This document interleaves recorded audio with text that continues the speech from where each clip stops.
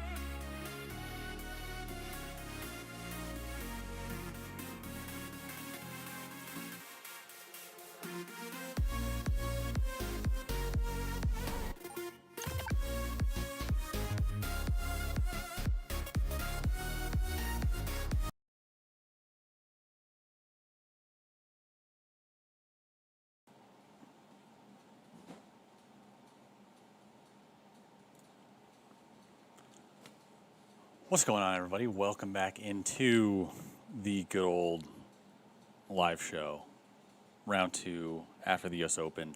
So we do have the tees today, and if the tee lights, so they're kind of not showing in the camera well, but it's fine. And if anybody doesn't think I'm a tee man, like, oh, I was drinking Michelob Ultra last night, I promise you I am, and we got hats for it too. So we got the Twisted Tea Light bucket hat. So if you come at me, just know I'm a big tea man. Twisted tea forever. Drink it everywhere, except for my own club because they don't have Twisted tea somehow. So that is very unfortunate. One day they'll have it, I guess. But all right, enough of Twisted tea. Let's get back to the story of the day. Rickie Fowler still in the lead. Rock the Puma hat for Rickie today. We'll get into more Rickie later, but initial thoughts are welcome to the US Open LACC. It continued to be a little mundane early in the morning, but as we got going, it definitely picked up. Conditions were even this morning. Conditions were similar, but they definitely made objective changes to the course that were allowed it to play quite a bit more difficult. Definitely push the tees back, tuck the pins. We had the long par threes, the 297 yard. I forget which holes they were. I could look really quick. We had the 297 yard par 3 11th, and then the 299 yard par 3 7th.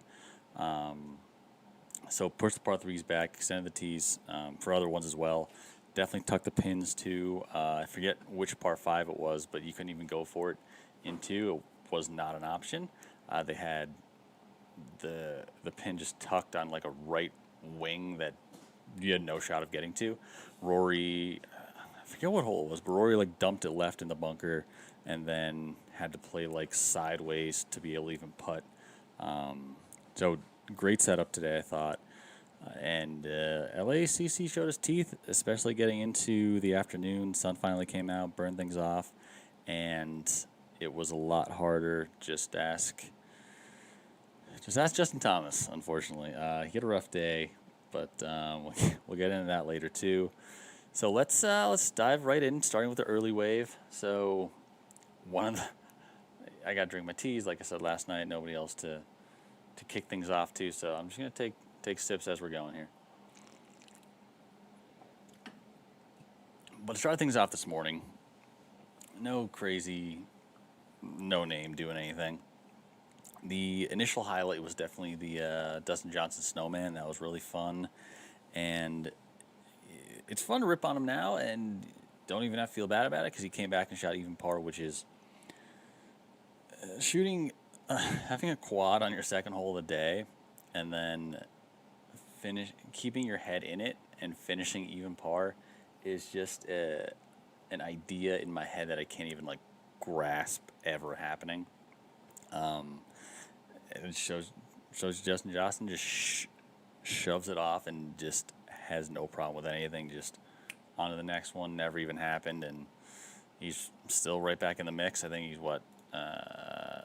T6, shot an even par with a quad. So good for him.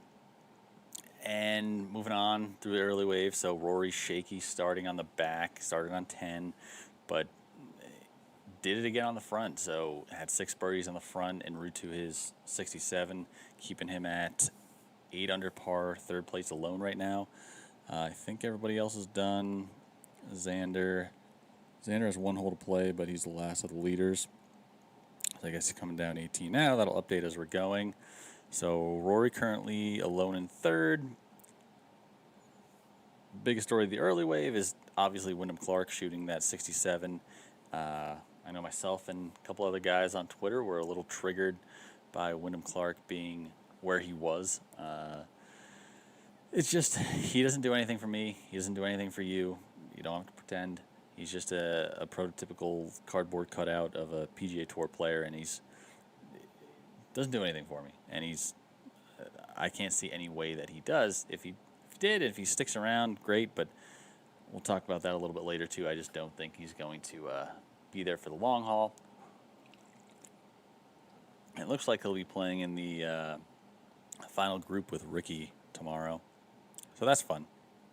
But, like, how long is he going to keep making those, like, mid-range putts for par? I think he missed, like, 1 today, and that was on an announcer's jinx by, I don't know who it was. Maybe Azinger? I don't know.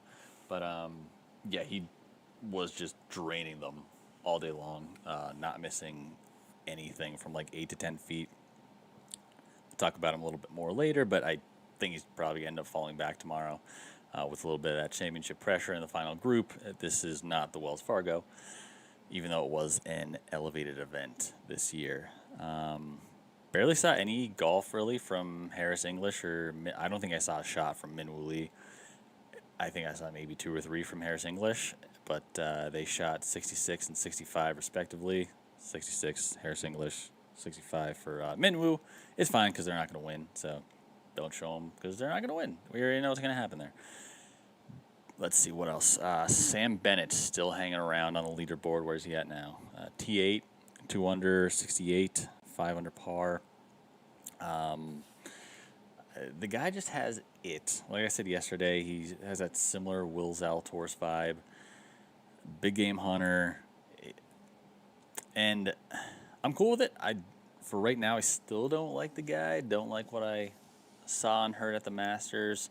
Still takes forever to hit a ball, but he's somebody that might grow on me. He has the swagger, I think. Brooks took a little while to grow on me, and I'm still a fan of Brooks to this day. But we'll see. We'll see what Sam Bennett does tomorrow and this weekend, and if he elevates up my rank of tour players going forward, because he is now a pro. You don't need that amateur card next to him anymore. Saw some life from Cam Smith today. That's always good. Had some wild up and downs, which is what he does. He's the new Jordan Spieth nowadays, because Jordan Spieth is just a guy that does wild stuff from time to time. He won last year. He was in that playoff with Matt Fitzpatrick at Harbortown this year. But yeah, I think Cam Smith is the new Jordan Spieth, in my opinion. Working down a bit. Let's see. Sahith Theegala, he flips it from shooting 74 in round 1 to flipping it and shooting a 66 in round 2. So he's even par, which is cool. Brooks he's struggling. Doesn't really seem to have it this week, but he's still even par. Lead is 10 under. He's 10 shots back.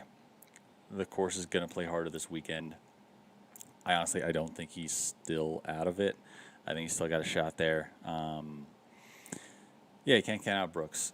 I think they're saying he was 2 over in one of his PGA championships, and he came back and won it at like 9 under par. So you never know. Who else we got? Phil, tough 74 today. He's going to miss the cut. I think the cut is going to be at 2. Yeah, cut's at 2, so Phil shot himself right on out of it. So that's, honestly, I thought it was going to make a little noise, but doesn't seem like that's going to happen this weekend. And then we did see some nice big scores today in the morning, which made me think that the afternoon was going to be tough, and it was.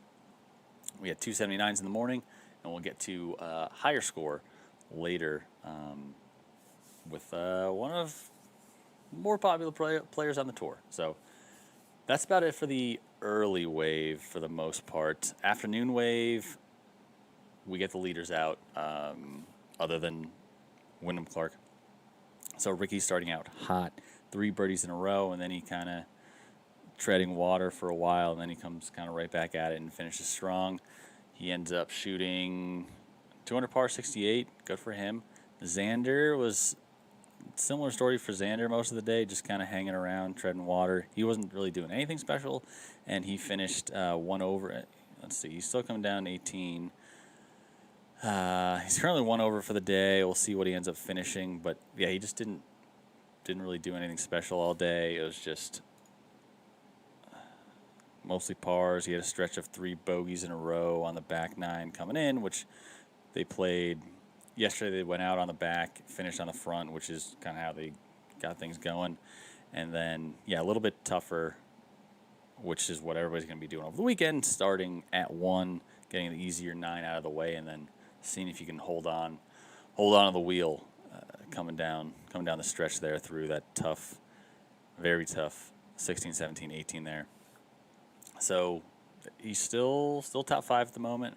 Like I said, we'll see what he ends up finishing at. It'll populate at some point whenever he's done.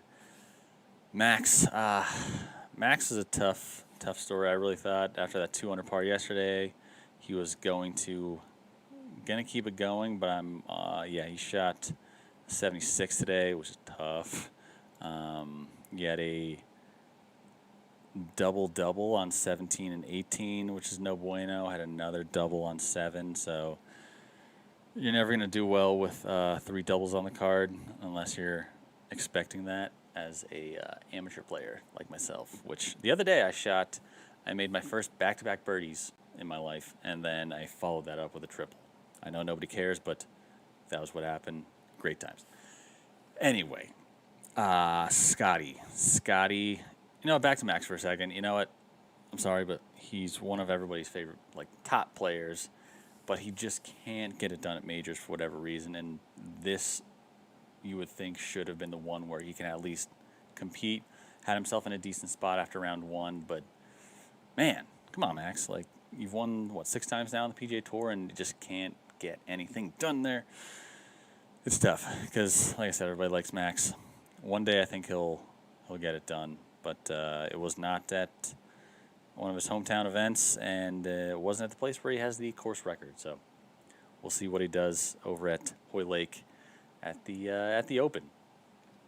Scottie is now in striking range, hanging around all day, and then he just gets a little hot at the end, and he's able to finish with, I think, 2. Yeah, he finished on the easier front, so he was 1 over on the back to start, and then has 3 birdies on the front, shoots 32, and finishes with a nice 68. So he's at 5 under par. He's only 5 shots back, and I think once this gets harder, it's going to be all about Scottie. Talk more about him later. You know what I forgot to do? I forgot to make my power rankings, but we're going to do it live on the fly, just like the rest of the show. Rest of the afternoon wave. Viktor Hovland just kind of hanging in there. It's just not going to be as weak. I think he finished. Let's take a look. Let's just go right over to the scoreboard here. So Vic, let's close up Scottie's scoreboard there. Viktor Hovland shoots 1 under, or no, he shoots even par. He's still playing. I think, yeah, he's in the same group as Rom and Xander. I don't know how they're still playing this 18th hole. They've been playing the 18th hole since I started this, like, what, 10 minutes ago? Okay. And, yeah, he's hanging in, but it's not going to be his week. He was one of probably top 5 going into the betting market this week, but not going to make it. It's fine. He's been playing really well, just not his week. We'll skip this. Colin, get into Colin. We're going to skip who I was going to talk about previously. We'll get into them next. Colin Morikawa, did he make the cuts? Yeah, I know he's fighting all day. I think he was close. He's at 2 over for a while. Did he do it? Did he do it? Let's see. Morikawa. Oh, look at that. Colin shot 1 under. You finished hot, huh? Yeah, good for you, Colin. 3 birdies in a row. Yeah, Colin saves himself. Gets to even par, T30 right now. I don't think he's going to win, but at least made it to the weekend. Did not look good for a while. And I don't know, Colin's just been a non-factor recently at the majors, this year at least. Played well last year. Played well coming into the season at the Century, but he just hasn't had it since then. I don't know. I really don't know on Colin. I feel like he's not playing poorly. He just doesn't have that like peak week that he would have where he was putting it really well plus his crazy iron play. I'm sure he'll heat up one week. You just got to hope it's at a major championship going forward. That's about it for the afternoon wave, other than let's go way down. Way down. There's 156 players in this event. Way down. And Justin Thomas shoots an 81. Anybody else shoot in the 80s other than that guy in last? Let's see. No. Justin Thomas, Ryder Cup stalwart, shoots an 81 today, 11 over par. Worse. Only player worse than JT today was Hank Lebioda with an 83. This is rock bottom for JT. He wasn't good at PGA or the Masters, but this is obviously rock bottom for JT, and you got to think he needs some type of overhaul here because he just hasn't had it. He hasn't been close the entire year with any event. It's just not going good at all. Like, is he going to make the Ryder? He's obviously going to make the Ryder Cup because he's JT, but it's getting late early, I guess you can say, for JT. Not looking good. Just really pretty poor. I think that's about it for the afternoon wave. Let's go way back up the leaderboard, see if there's any other good stories going. Anybody else that shot solid rounds. See, 4 under, like I said, Sahith. Billy Horschel, nice. T30 after his tough Memorial. Brooks, T30. Like I said, he's probably the only player at even par that I'm not going to count out. Everybody else is toast, including Colin. Tom Kim, nice 200 par. Tyrrell Hatton coming from a 74 yesterday to get it to 1 over, make the cut. I like that because he's part of multiple of my DraftKings lineups. So I think at least for 2 of those lineups, I got all 5 players. So good for me. I know nobody else cares. Anybody else? Any other fun stories? Sam Stevens. I had him in 1. Doesn't matter. Again, nobody else cares. And I think that's about it. Anybody else missed the cut horribly that shouldn't have? Let's see. Obviously, Phil. Spieth. Tough. Mito missed it. Anybody else here? Nick Taylor, Mr. Canada, lost. Corey Connors. Tough 74 today. Nobody else is worth of anything. So, thoughts for Saturday, moving day. 1, I think course gets even harder. It's going to be interesting. Like I said, for Brooks, it's going to be interesting, assuming that Marine Layer is still there early. He's going to be teeing off, not early, but he should still have the course when conditions are starting to kind of transition. So, does he have a shot of jumping up the leaderboard a little bit? I think so. But regardless, I think course gets hard tomorrow. I think they maintain the tough pin positions, keep the tees back and really just let this be a United States Open Championship.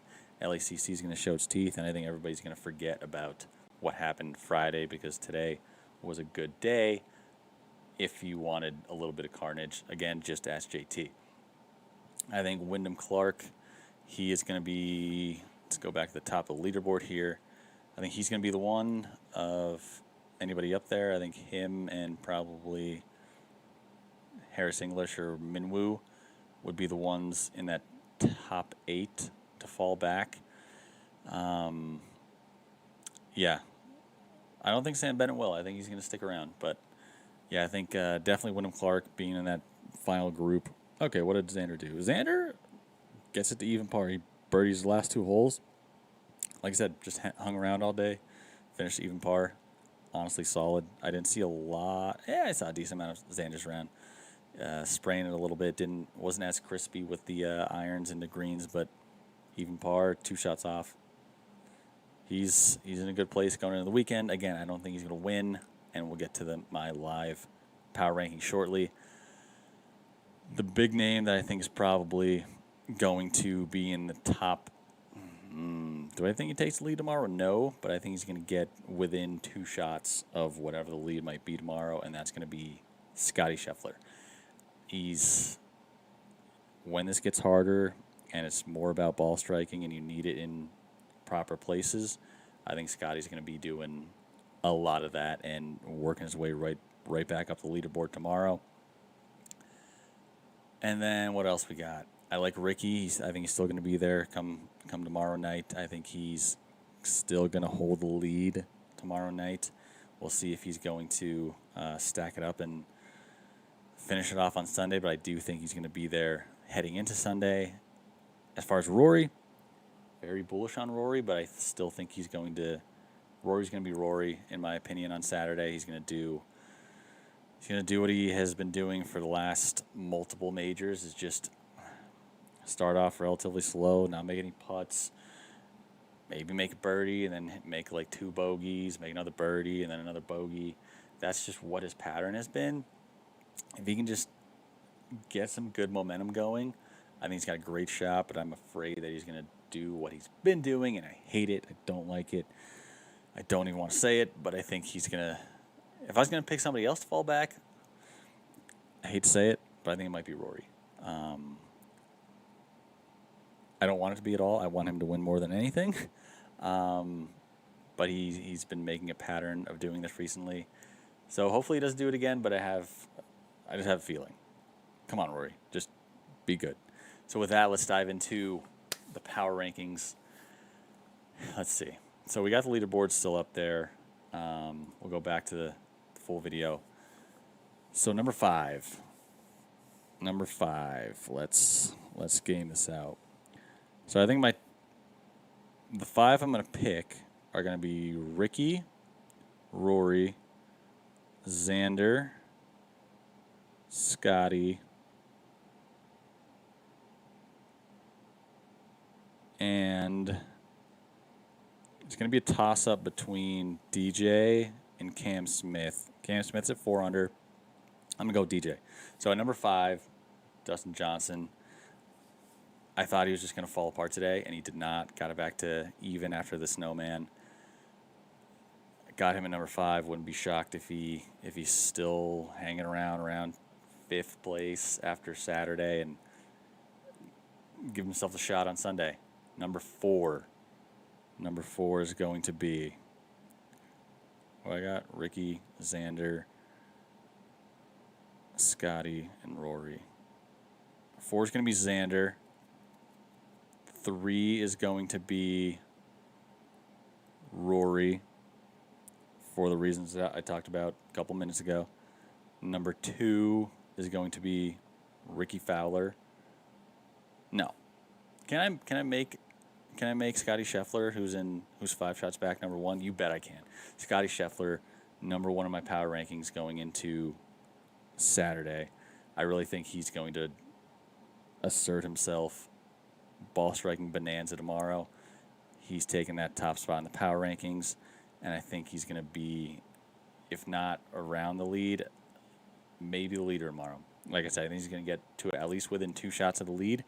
We shall see. Besides that, I think that's going to be it. Did I get it under 20 minutes? I think that's exactly 20 minutes. But there we go. We got the tees today, twisted tee. We got the hat I threw over there. And we're going to do it again tomorrow. All right, so enjoy U.S. Open round 3. I'm probably not going to see as much golf tomorrow. Got a little work to do around the house. Throw in the ears maybe, but probably won't see as much golf. So hopefully there's some good descriptions. Also, holy commercials on like USA is tough. But yeah, enjoy round 3. I'll see you guys once again tomorrow night to recap round 3, and I think it's gonna be a Rickie Fowler and Scottie Scheffler final group going into Sunday. All right, so we'll see how we do, and I'll see you guys back once again tomorrow.